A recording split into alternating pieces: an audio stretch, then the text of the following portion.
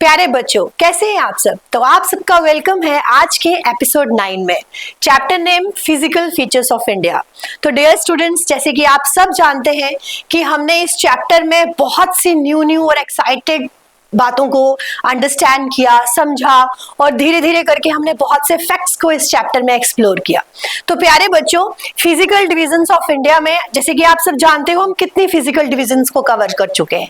हिमालयास को हमने कवर कर लिया, नॉर्दर्न प्लेन्स को हमने कवर कर लिया, देन पेनिनसुलर प्लेट्यू को कवर कर लिया। और मत भूलें कि पेनिनसुलर प्लेट्यू में हमने सेंट्रल हाईलैंड्स, डेक्कन प्लेट्यू को कवर किया। Along with that we have also covered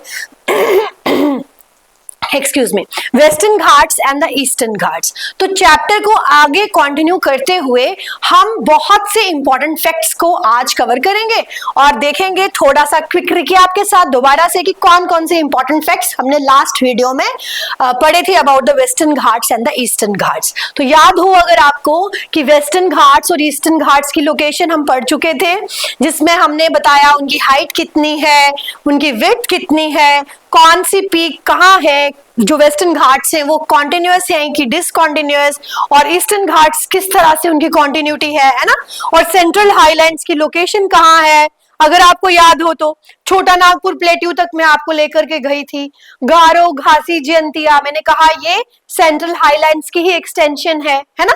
तो ये सारे इंपॉर्टेंट फैक्ट्स जो हैं हमने बहुत ही डिटेल में इस चैप्टर में अभी तक कवर कर चुके हैं, और मुझे नहीं लगता कि हम बार बार अगर हम उन फैक्ट्स को रिवाइज करें तो हमारा जो है वो टाइम थोड़ा सा क्या होगा, किल हो जाएगा। तो हम क्या करेंगे, आगे बढ़ेंगे अपने न्यू टॉपिक के साथ, जो हमारा आज का टॉपिक है, जिससे हम कहेंगे कि हमारे टॉपिक का क्या नाम है। आप सबको पता होना चाहिए, द ग्रेट इंडियन डेजर्ट। ठीक है, तो अगर हम इस मैप को देखें एक बार तो आपको याद होगा ना विंध्या रेंज कहाँ है। यहाँ पर सतपुरा रेंज है, ये डेक्कन प्लेट्यू है, ये छोटा नागपुर प्लेट्यू है, ये आपके ईस्टर्न घाट से, वेस्टर्न घाट से, और यहाँ पर मैंने आपको घारो, खासी एंड जयंतिया हिल्स का जिक्र किया था। याद है आपको, है ना, अच्छे से याद है। और फिर हमने विंध्या रेंज के नॉर्थ में बताया था मालवा प्लेट्यू, है ना, और यहाँ पर हमने भागेलखंड, बुंदेलखंड, ये सब आपको मैप में याद आ रहा होगा। और अगर आप फर्स्ट जो लेक्चर है हमारा एपिसोड 1 की बात करें तो आपको ये भी याद होगा कि मैम ने हिमालयास बताए थे। मैम ने बताया था Greater Himalayas, Lesser Himalayas, Shivaliks, Outer Himalayas जिन्हें हम कहते हैं। आपको ये भी याद होगा इनके दूसरे नाम क्या है ना। तो एक रिकैप आपके माइंड में, फ्रेमवर्क जो है वो बन चुका है कि हम इतना कुछ इस चैप्टर में पढ़ करके आ चुके हैं, है ना। और अब हमारा एक्साइटमेंट लेवल जो है वो थोड़ा और बढ़ रहा है, क्योंकि आज जो हम पढ़ने जा रहे हैं that is the another physical division, that is the Great Indian Desert, Thar Desert. और अगर आपको इंट्रोडक्टरी क्लास याद हो तो मैंने आपसे कहा था फिजिकल फीचर्स ऑफ इंडिया को फेस से रिजेंबल किया। तो मैंने आपको जब थार डेजर्ट की बात बताई थी, जिसे हम ग्रेट इंडियन डेजर्ट भी कहते हैं, तो मैंने आपको लोकेशन कहाँ बताई थी, ये जो आपकी चीक बोन है, मैंने कहा था जिस तरह से हमारे मैप पर ये एक किनारे पर है डेजर्ट, उसी तरह से ये एक किनारे पर, एक साइड पर आपने यहाँ पर कौन सी साइड लगानी है, लेफ्ट साइड को टच, राइट साइड को टच करना है, और ये हमारा ये जो चीक बोन है इसको आपने कंसिडर करना है द ग्रेट इंडियन डेजर्ट। अगर ग्रेट इंडियन डेजर्ट वर्ड लिखा हुआ आएगा या थार डेजर्ट लिखा हुआ आएगा तो घबराना नहीं है, both are the same thing. ठीक है, दोनों एक ही बात है। और लोकेशन यहाँ पर राजस्थान में आएगा, ये आपका राजस्थान का मैप, राजस्थान का पोर्शन है, इंपॉर्टेंट बात। और ये है हमारी नेक्स्ट फिजिकल डिवीजन। ठीक, जब हमने हिमालयास पढ़ा, जिन्हें हम यंग फोल्ड माउंटेन्स कहते हैं, डेक्कन प्लेट्यू, पेनिनसुलर प्लेट्यू का रीजन आपको बताया था ओल्डेस्ट लैंड मास है इंडिया का, वॉल्केनिक इरप्शन से बना है ना, भूले तो नहीं ना।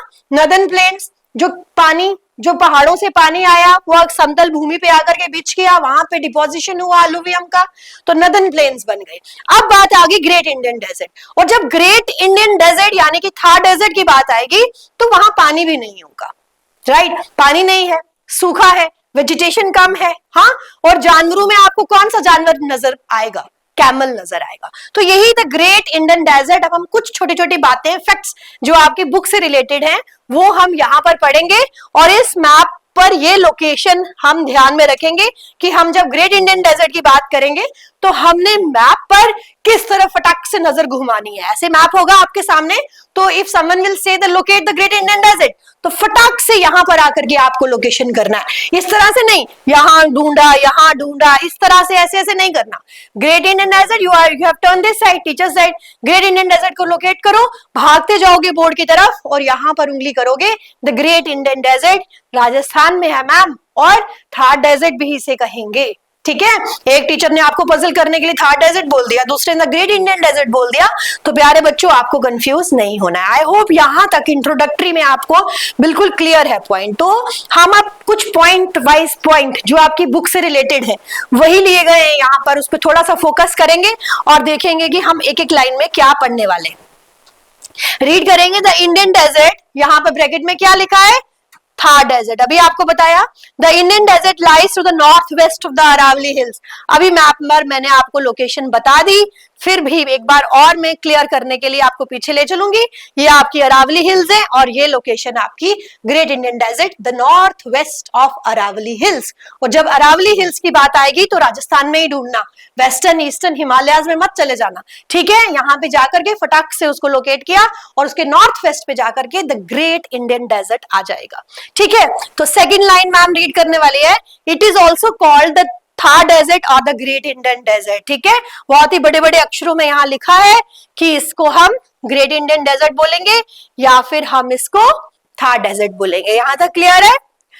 Next line, it is a region of undulating, undulating. ठीक है, जहां फोकस कर रही हूं वहां आपको भी फोकस करना है। सैंडी प्लेन्स, किसके प्लेन्स है, प्लेन मैदान तो है लेकिन किसके हैं, मिट्टी लिखा है यहाँ, सॉइल लिखा है नहीं, क्या लिखा है, सैंड, रेत यानी कि कवर्ड विद सैंड ड्यून्स। अब ये चीज आपको यहाँ पर न्यू है जिस पर हम फोकस करने वाले हैं, जिसे हम बिल्कुल साधारण भाषा में बोलूंगी ढेरियां। जैसे मिट्टी की ढेरी देखते हो ना आप, छोटी छोटी ढेरियां लगी होती हैं, वैसे सैंड ड्यून्स का मतलब है वो छोटी छोटी ढेरियां जो कहाँ बनी है, रेगिस्तान में बनी हुई है। क्लियर है, तो इसे हम कहेंगे ड्यून। द डेजर्ट रिसीव्स, अब यहाँ पे क्या वर्ड लिखा हुआ है देखो जरा, पढ़ो इसको, लो रेनफॉल। ठीक है, लेस देन कितना mm, 150 mm, ये आपकी टेक्स्ट बुक से ही लिया है, कुछ बाहर से नहीं लेके आई हूं मैं। 150 mm इन मैनी एरिया, ज्यादा इलाकों में ये जो बारिश है वो कितनी होती है, लो रेन है, और कितनी है 150 mm से लेस। क्लाइमेट कैसा है यहाँ पे, क्लाइमेट कैसा है, क्लाइमेट इज हॉट, और कैसा है, ड्राई। ड्राई के साथ उन्होंने लिखा है ब्रैकेट में एरिड वर्ड यूज किया हुआ, एरिड मतलब सूखा एकदम। विद स्कैंटी, स्कैंटी मतलब बहुत कम, मिनिमल, स्कैंटी वेजिटेशन, जीरो है ही नहीं है, बिल्कुल वेजिटेशन नहीं है। ठीक है, तो यहाँ पे द इंडियन डेजर्ट, और वेजिटेशन में जब वहां पे आएगा कौन से टाइप के प्लांट्स हैं, बचपन से पढ़ते आ रहे हैं हम, कैक्टस, है ना। तो ये इंडियन डेजर्ट के बारे में, थार डेजर्ट के बारे में हमको कुछ पॉइंट्स हैं जो आपकी टेक्स्ट बुक पर दिए गए हैं। आगे करेंगे स्लाइड को और देखेंगे कि कुछ नए नए वर्ड्स यहाँ पर हैं, ठीक है, जिनको हमको लाइफ लॉन्ग याद रखना है। तो पहला वर्ड हाईलाइट किया गया है यहाँ पर, बारखान्स। क्या पढ़ेंगे इसको, सबसे पहले तो इसकी प्रोनाउंसिएशन देखेंगे है क्या, फिर यहाँ स्पेल आउट करेंगे जिससे हमें ये दिमाग में घुस जाएगा। बारखान्स, क्या बोलेंगे इनको, बारखान्स। और ये कैसे है, क्या लिखा है ये वर्ड, क्रिसेंट शेप्ड। जब भी वर्ड आता है क्रिसेंट शेप्ड का मतलब होता है, बताओ जरा, हाफ मून, आधा चांद। उस शेप में ड्यून्स होते हैं। ड्यून्स मैंने क्या बताया अभी, मिट्टी सॉरी सैंड की ढेरियां, ठीक है, यही बताया ना। Are common in the desert, ये जो डेजर्ट रीजन है उसमें बारखान्स बहुत ज्यादा कॉमन है। क्या है वो, क्रिसेंट शेप ड्यून्स है जो इस रीजन में, डेजर्ट रीजन में बहुत ज्यादा कॉमन है। अभी हम आपको यहाँ पर एक स्लाइड दिखाएंगे जिसमें आपको बिल्कुल क्लियर हो जाएगा कि बारखान्स क्या है। देखेंगे अभी कैसे बनते हैं ये मैं आपको एक्सप्लेन करूंगी। बट अभी आपने एक ओवरव्यू ले लिया कि डेजर्ट रीजन कैसा है, उस पर मैम किसकी बात कर रही है, ड्यून्स की बात कर रही है।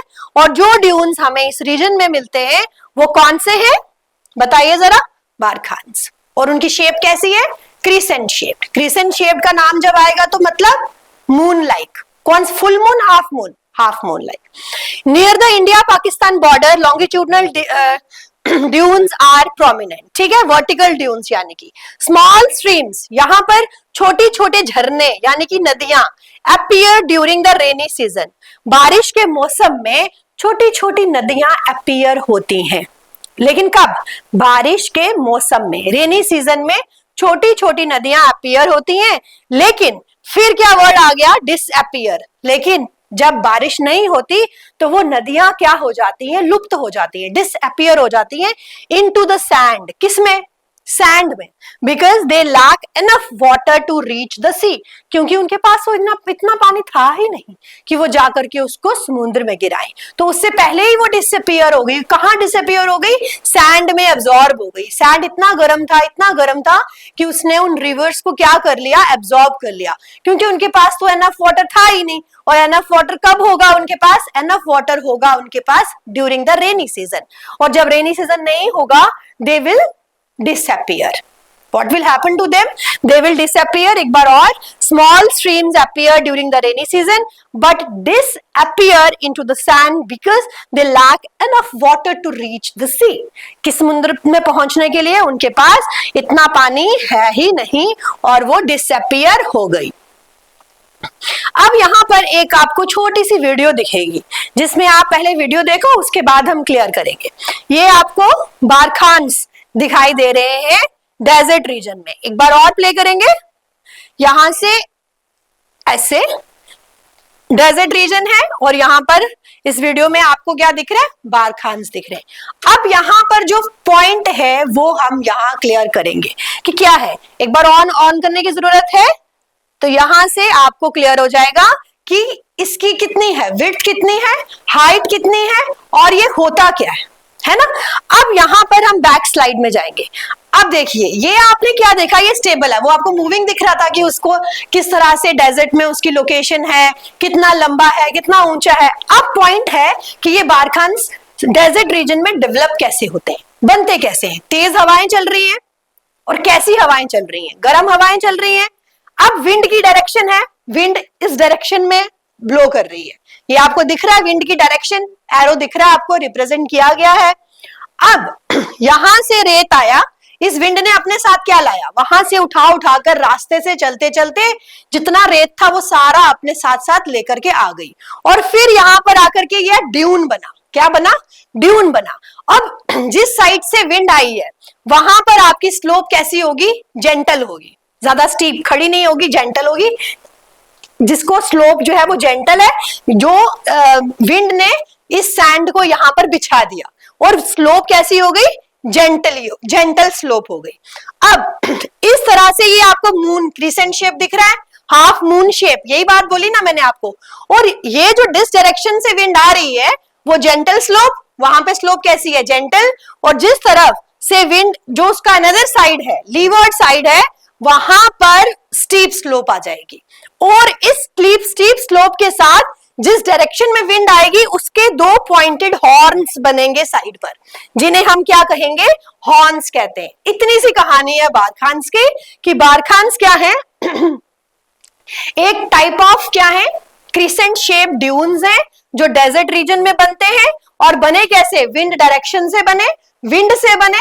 विंड डायरेक्शन जिस डायरेक्शन में आ रही है वहां से साथ साथ अपने साथ क्या लाया? उस विंड ने अपने साथ रेत लाया, फिर जाकर के उसको बिछा दिया, और जहां से विंड आई वहां पे जेंटल स्लोप हुई, और अनदर साइड है वहां पे स्टीप स्लोप हुई, और उसी विंड के डायरेक्शन में उसके दो हॉर्न बन गए। ठीक है, तो this is very simple, basic बात थी जो आपको यहाँ पर समझाई गई। अब एक क्लासरूम एक्टिविटी में यहाँ पर पढ़ेंगे, देखेंगे, फिर हम वापस से बैक स्लाइड पे चलेंगे कि हम कहाँ अटक गए थे, कहाँ रुके थे, कहाँ से हमको शुरू करना है। अब ये कुछ बच्चे हैं, इन्होंने ट्रे में क्या रखा है? सैंड रखा है ना, सैंड रखा है, और इसको पाइप से ब्लो कर रहे हैं। मींस जो विंड है वो ब्लो हो रही है, वो तो नेचुरली ब्लो हो रही है, लेकिन यहाँ पे बच्चा उसको ब्लो कर रहा है। अब इससे क्या हुआ? ब्लो करने से फर्स्ट स्टेप में हमारे पास ट्रे है, हमारे पास सैंड है, उसको हमने इवन किया, और फिर उसको हमने जेंटली ब्लो किया, one side using a straw, और पाइप से हमने उसको किया। Watch the sand move. जब हम उसको ब्लो करेंगे हम देखेंगे कि जो सैंड है धीरे धीरे धीरे धीरे धीरे धीरे मूव हो रहा है। जब वो मूव हो रहा है, विंड डायरेक्शन इस तरफ से है और ये हमारी विंडवर्ड साइड है, लीवर्ड साइड में यहां इस तरफ टर्न हो जाती हूँ मैं, यहां पर आपका क्या बन गया, हॉर्न्स बन गए ये। और इस एक्टिविटी को आपने अपने साथ अपने घर में या बाहर से रेत ला करके, स्ट्रॉ लेकर के, पाइप लेकर के आप इसको करेंगे तो आप समझ जाएंगे कि मैम हमें क्या बोल रही थी कि व्हाट एक्चुअली द बारखान्स आर, और ये क्रिएट कैसे होते हैं। जब हम उसको स्ट्रॉ की हेल्प से करेंगे तो नेचुरली हमारे पास विंड डायरेक्शन है, तो आप बारखान्स को बनते हुए देखोगे। और जब हॉर्न्स की बात आएगी तो आप खुद समझ जाओगे, वाओ ये तो ऐसे क्रिएट हो रहा है, ये तो बन गए हॉर्न्स, है ना। और जिस तरफ से विंड आई उसी तरफ डायरेक्शन में वो बने, downward side wind down side में आपके पास साथ हॉर्न्स बन गए। और आप ये भी ऑब्जर्व करोगे उसकी जो एक साइड है वो जेंटल है और जो दूसरी साइड है वो उसकी लीवर्ड साइड कैसी है, स्टीप है। क्लियर है, करेंगे एक्टिविटी सब बच्चे, वेरी नाइस। अब हम यहां पर एक बार फिर से जेंटल और विंडवर्ड, ये हमारा एक्सप्लेनेशन था बारखान्स का, जो कि आपको क्लियर है। एक बार मैं आपको मैप की तरफ लेकर के जाऊंगी और थोड़ा सा रिकैप करेंगे कि हमने क्या चीज को पढ़ा, और थोड़ा सा और हम इधर मैप को ऑब्जर्व करके फिर एक्सप्लेनेशन की तरफ चलेंगे। अब हमने अरावलीज देखे, अरावलीज के यहाँ पर इस तरफ ग्रेट हमारे पास क्या है, डेजर्ट है, और डेजर्ट में हमने पढ़ लिया कि बारखान्स क्रिसेंट शेप ड्यून्स है और यहाँ पे रेनफॉल 150 mm से कम है। और बारखान्स अगर देखें तो डेजर्ट रीजन में कितने लंबाई में होते हैं, कितने लॉन्ग होते हैं। कब पार्किंग में हम आपके पास अगर 6-7 कार 10 कार्स लगी है ना ऐसे लॉन्ग लेंथ में, तो उतनी जाकर के लंबाई उतने ही लॉन्ग लेंथ में ये होते हैं, 9 मीटर तक होगा, ठीक है, ज्यादा से ज्यादा 16 इतना लंबा होगा, ज्यादा लंबाई में नहीं होते, उतने ही रीजन में विंड डायरेक्शन में ये हॉर्न शेप ले लेंगे। और दो चीजें याद रखनी है, हॉर्न शेप, जेंटल स्लोप और स्टीप स्लोप, तीन ही बातें आपको इसमें रखनी है। और बारखान का याद रखना है क्रिसेंट शेप, क्योंकि ऑब्जेक्टिव में अगर आ गया कि विच ऑफ द फॉलोइंग, क्योंकि ड्यून सिर्फ बारखान्स नहीं है, उसमें और भी तरह के ड्यून्स हैं, तो जब क्वेश्चन में ऑब्जेक्टिव में आ गया which of the following dune is crescent shape, है ना, तो आप आंसर में क्या टिक करोगे, बारखान्स टिक करोगे, कुछ और टिक नहीं करोगे और किसी की तरफ देखोगे भी नहीं, ठीक है। तो ये था आपका बारखान्स। अब हम यहाँ पर जो एक लार्ज रिवर है इस रीजन में, डेजर्ट रीजन में, उस रीजन की जो रिवर है, अहम रिवर है, उस रिवर का नाम मैं आपको बताने जा रही हूं। बिल्कुल फोकस करके सुनोगे क्योंकि ये बहुत ही जरूरी है, ठीक है। ये लिखा है आपका, एक बार और मैं लिख देती हूँ, लूनी रिवर, ठीक, ये आपका अरावलीज है और ये लूनी रिवर है। अब लूनी रिवर निकली कहां से, रिवर तो पहाड़ों से ही निकलती है, उसका ओरिजिन तो पहाड़ों से ही होता है। सेम लूनी रिवर कहां से निकली, अरावली से निकली, अरावली से निकली और यहां तक आई। अब जब इसकी कहानी बड़ी प्यारी सी है, तो ध्यान से इस कहानी, इस रिवर की कहानी को सुनो और इस बात को समझो और फिर ज्योग्राफिकली मैप पर लोकेट करो। देखो, जब लूनी रिवर का ओरिजिन हुआ तो लूनी रिवर अपने नेचर में बहुत ही मीठी थी। कैसी थी, मीठी थी। और फिर जैसे जैसे पहाड़ों से नीचे आई और उसने नीचे आकर के क्या देखा, रेत का बड़ा सा मैदान देखा, जिसे हमने क्या कहा, थार डेजर्ट कहा। जब वहां आई ना तो वहां पे गर्मी भी बहुत थी, ठीक, उसमें पानी तभी आता था जब रेनफॉल होती थी, अदरवाइज वो सूख जाती थी। वहां पर आकर के उस रिवर की जो प्रॉपर्टीज थी, जो अपना नेचर था, वो बदल करके नमकीन हो गया, वो लूनी हो गई। और फिर जब बहती बहती आगे आई ना, फिर आगे आकर के उसका यहां पर वेलकम किया गया। किसने वेलकम किया, run of Kutch, run of Kutch जो कहां है, गुजरात में है, यहां पर उसका वेलकम हुआ और ये रिवर समुद्र में मिलने से पहले ही डिसअपीयर हो गई। इतना बुरा हुआ इस रिवर के साथ। अब ये जो रन ऑफ कच्छ है, अब यहां पर दो वर्ड्स दिए गए, एक दिया गया रन और दिया गया कच्छ। कच्छ तो एक डिस्ट्रिक्ट है, ये रीजन का नाम है गुजरात की, इसलिए इसको कच्छ डिस्ट्रिक्ट है, इसलिए इसका नाम कच्छ पड़ा। अब जो रन का मतलब होता है, इसका मतलब होता है लैंड ऑफ सैंड, ठीक है, लैंड ऑफ सैंड, जो फेमस कब हुई, रन उत्सव के बाद फेमस हुई, रन उत्सव, जिसे देखने के लिए दूर दूर से लोग आते थे चांदनी रात में, क्योंकि ये जो रीजन है, ये पूरे का पूरा रीजन किससे कवर्ड है, सैंड से कवर्ड है। White ground of sand, complete white sand, और जिसे देखने के लिए जब चांद की किरणें इस पे पड़ती हैं तो ये चमकने लगता है। तो इस उत्सव को देखने के लिए दूर दूर से विजिटर्स आते थे। तो इसका नाम है रन ऑफ कच्छ। रन इसलिए बोला गया क्योंकि it's a land of white sand, और Kutch is the district in Gujarat. अब ये जो आपकी लूनी रिवर अरावली से निकली, ये रिवर यहां से होते हुए राजस्थान पूरे थार डेजर्ट को कवर करते हुए लास्ट में आकर के रन ऑफ कच्छ पहुंची, और इसमें इतनी हिम्मत ही नहीं बची कि जाकर के समुद्र से मिले, क्योंकि इससे पहले ही खारे पानी ने, खारे सैंड ने इसको एब्जॉर्ब कर लिया। ठीक है, क्यों एब्जॉर्ब किया? क्योंकि वो एरिया बहुत ही गर्म था, सैंड गर्म थी और उसने पानी को एब्जॉर्ब कर लिया।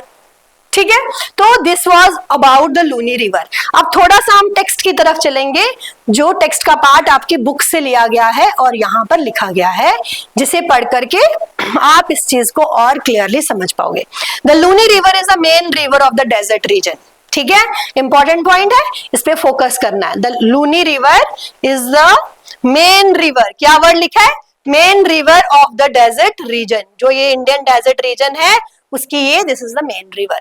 Second fact, natural vegetation consist mainly of thorny, कांटेदार झाड़ियां, थॉर्नी बुशेस, श्रब्स, ठीक है, and grasses adapted to dry conditions. वही प्लांट्स वहां ग्रो करते हैं जो उस कंडीशन में खुद को एडॉप्ट कर सके। ठीक, अब this was about the Indian Desert. अब देखेंगे, एक्टिविटी हम कर चुके हैं, लेकिन उससे पहले हम एक छोटा सा पॉइंट आपको और डिस्क्राइब करना चाहेंगे यहाँ पर, कि डेजर्ट रीजन के जो दिन, दोपहर का समय होता है, इट्स वेरी हॉट, और जो नाइट्स होती हैं वो यहाँ पर कूलर होती है।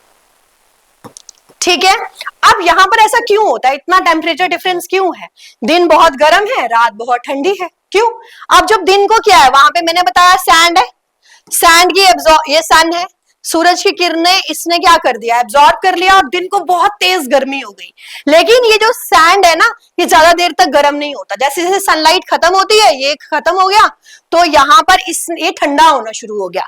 अब क्लाउड्स भी नहीं है इतने एटमॉस्फेयर में। जब क्लाउड्स नहीं है तो क्या होगा, क्लाउड्स होते तो यहाँ से जो हीट निकली है वो ट्रैप कर लेते, उसको एब्जॉर्ब कर लेते। जब क्लाउड्स ही नहीं है तो ये ठंडा हो गया, रेत ठंडा हो गया, तो टेम्परेचर डिफरेंस ज्यादा हो गया।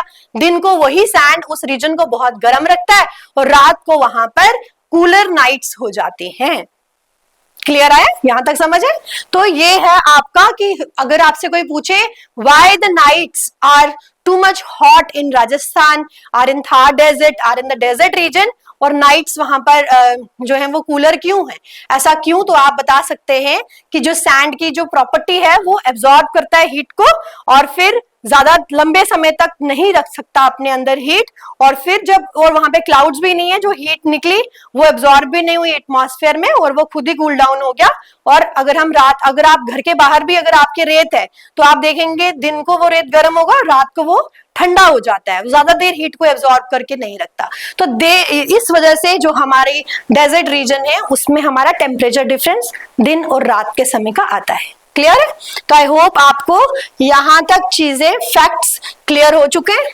और अब हम थोड़ा सा देखेंगे कि हम एक्सरसाइज पार्ट पे रिकैप्चुलेट करेंगे कि हमारे पास एक्सरसाइज में कौन कौन से क्वेश्चन है।